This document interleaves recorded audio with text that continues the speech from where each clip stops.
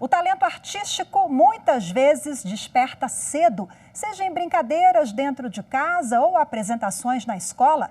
Mas quando a atividade se torna profissional, é preciso seguir normas para não violar os direitos de quem ainda está em desenvolvimento.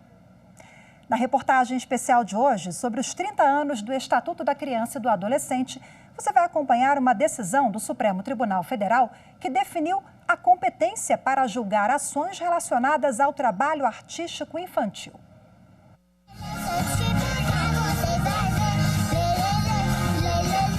Parece até uma brincadeira, seja cantando, fazendo malabarismo ou atuando, é possível perceber o prazer desses meninos e meninas enquanto trabalham.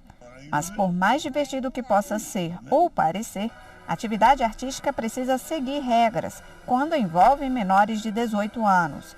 O trabalho de menores só é permitido pela lei brasileira a partir dos 14 anos como aprendiz e aos 16 anos, desde que respeitados todos os direitos. Mas o trabalho artístico mirim está amparado por uma convenção da Organização Internacional do Trabalho, da qual o Brasil faz parte.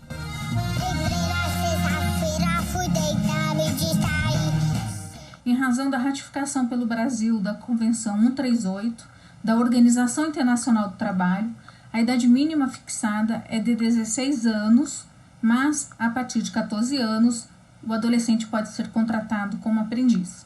De qualquer modo, de 14 anos como aprendiz ou 16 anos como qualquer outro empregado, até os 18 anos, o adolescente ele goza de uma proteção especial em razão da situação em que se encontra de peculiar desenvolvimento.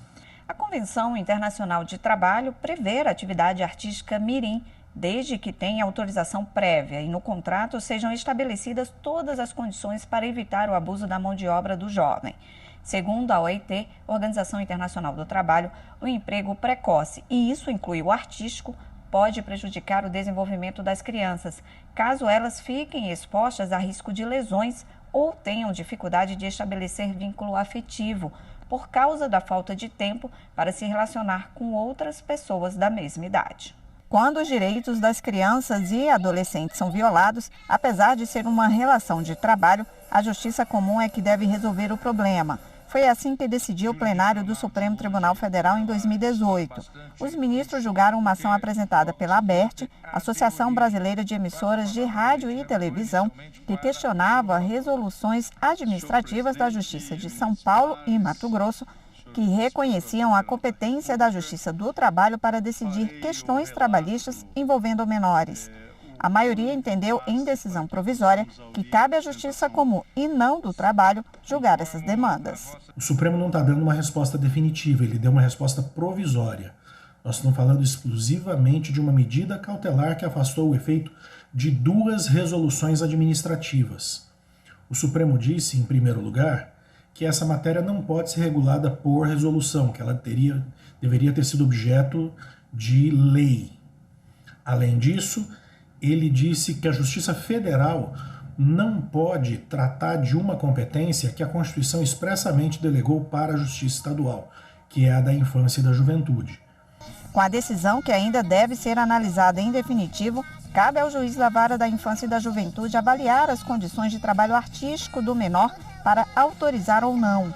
Entre as condições a serem levadas em conta pela Justiça Comum estão o horário e o local do trabalho, se é necessário para o sustento do menor. Segundo esta advogada, ao fixar a competência da Justiça Comum, o Supremo Tribunal Federal deixou claro que o bem-estar da criança e do adolescente deve se sobrepor às questões relacionadas ao trabalho.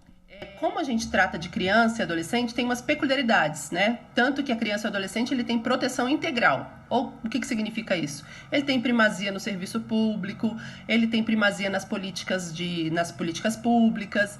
Então, a questão da educação, né?